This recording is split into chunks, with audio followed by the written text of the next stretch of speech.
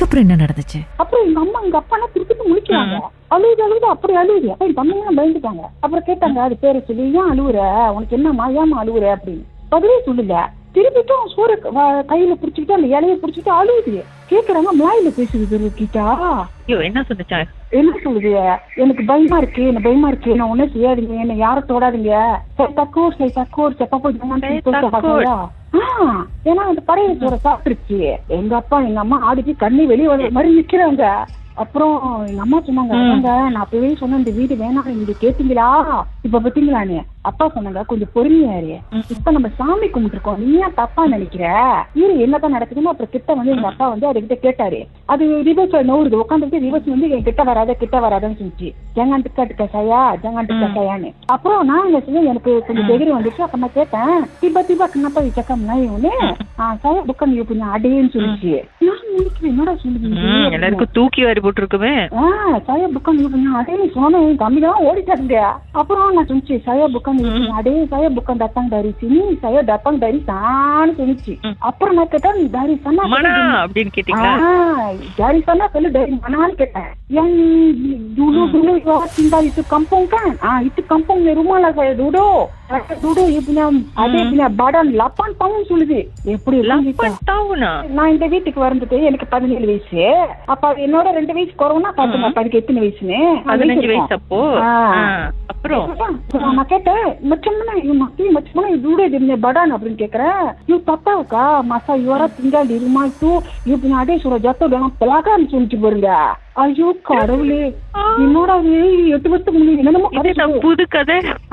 இப்ப அக்கா கொஞ்சம் சொல்ல அக்கா இப்ப அடி சொல்ல ஜத்த ஜலம் பிள்ளாதாரித்தோ அப்படின்னு சொல்லிச்சு.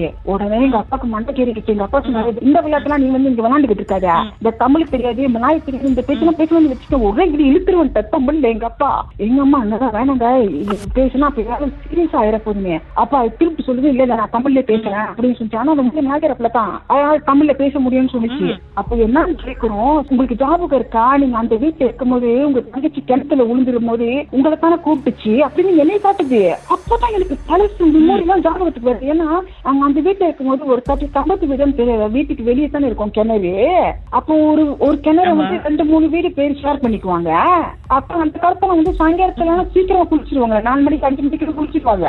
மத்தியானம் 3 மணிக்கு கொஞ்சம் சீக்கிரமா போய் குளிச்சுது. அதெல்லாம் செஞ்சிருக்கு. எப்படின்னு கேட்டா, எங்க வீட்டுல வந்து 2 கேணி இருக்கும். 3 வீடாலும் ஒரு கேணி ஷேர், இன்னொரு 3 வீடாலும் ஒரு கேணி ஷேர். ஆனா பக்கத்துல இருக்கும். அந்த கேணி வந்து சடன்லி வந்து ரொம்ப வந்து அழுத்தாச்சு. ஏன்னா உள்ளுக்குள்ள சீனில வந்து உடஞ்சிருச்சு. அந்த கேணி வந்து எப்படின்னு கேட்டா, நம்ம முட்டி உயரத்துக்கு தான் இருக்கும், பாதி சிமெண்ட் உடஞ்சி தரையா இருக்கும். அப்ப இதுன்னு சொல்லிருக்கு, குளிக்க போகும்போது உள்ளுக்கு போட்டு கதவை தாப்பால் போட்டுட்டு குளிச்சுட்டே இருக்கும்போது வலிக்கு உள்ள விழுந்துருச்சு. விழுந்துட்டு உள்ளுக்கே அது ரொம்ப நேரம் போராடிச்சிருக்கு. அது உள்ளுக்கு மேல வர்றது, உள்ளுக்கு ஓடுறது, மேல வர்றது, திருப்பி உள்ளுக்கு ஓடி இந்த ஆனா கேணி தான் ஓரத்துல எல்லாம் போய் பச்சை பச்சைன்னு பாசம் இருக்குமே. சோ அதெல்லாம் அது புரண்டு எடுத்து மேல வர்றதுக்காக அது புரண்டி உள்ளுக்கு போயிட்டு உள்ளுக்குள்ள மண்ணெல்லாம் நோண்டி மேல வந்து ரொம்ப நேரம் போராடி அந்த சிமெண்ட் உடஞ்சி பாதியோட இருக்குன்னு சொன்னேங்க. அந்த இடத்துல சிமெண்ட புடிச்சு மேல ஏறி வந்துருச்சு. மண்டலாடி அங்க மோதி மண்டலாடி மேல ஏறி வந்துட்டு நின்று கதவை தொடர்ந்து என்னை கூப்பிட்டுச்சு. அப்ப நாங்க மண்ணுக்கு விளாண்டுட்டு இருக்கோம். முட்டி வரைக்கும் தான் அப்படின்னு சொன்னீங்க. அவ்வளவு இடத்துக்கு தான் இருக்கும். உளுந்து வலிக்கி விட்டுருக்கோம், தண்ணி வலிக்கி விட்டுருக்கோம். ஆனா இப்படி ஏந்திரிச்சாங்கட்டா இன்ன வரைக்கும் எனக்கே ஒரு கேள்வி. ஏன்னா ஒண்டி ஒரு ஆள் ஏந்திரிக்க முடியாது.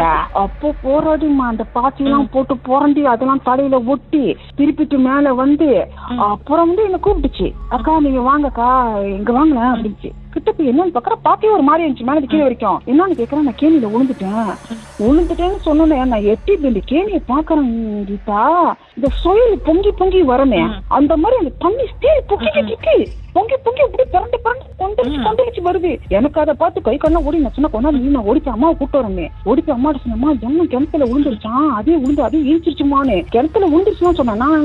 அப்புறம் எங்க அம்மா கத்துக்கிட்டு முடியாங்க, ஐயோ என் பிள்ளை போச்சு. நான் சொன்ன பிள்ளை இருக்கு வாங்கம்மான்னு. அப்ப நினைக்கிற எங்க அம்மா அதிர்ச்சாயி எங்க அம்மா சொன்னாங்க, எப்படி நீ விழுந்த, உன்னை யாரும் வந்து குளிக்க சொன்னா அப்படின்னு. இல்லம்மா தண்ணி மட்டும் வலிக்கி விட்டுருச்சு, நான் விழுந்துட்டேன்னு. சரி அம்மா செஞ்சாங்க. நான் அம்மா என்ன சொன்னா, பக்கத்து வீட்டு பாட்டியை கூட்டிட்டு வா கொஞ்ச நேரம். ஏன்னா அம்மா ரொம்ப பயந்துட்டாங்க.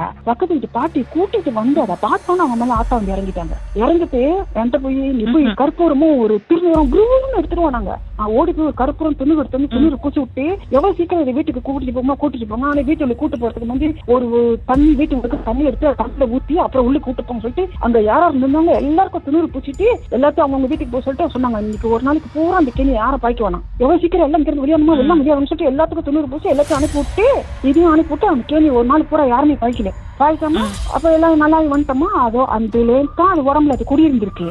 அப்ப இங்க பெருசாகி நாங்க வீடு மாறி வந்தோம்னா அது வெளியாயிடுச்சுல. அந்த டைம்ல நாங்க கேக்குறோம் நீ எப்படி இறந்த எப்படின்னா அப்ப சொல்லுது அது வந்து பின்னால வீடான். இருங்க, பாட்டுக்கு பிறகு அந்த பிளாஷ்பேக்கு போ, கொஞ்ச நேரம் இருங்க.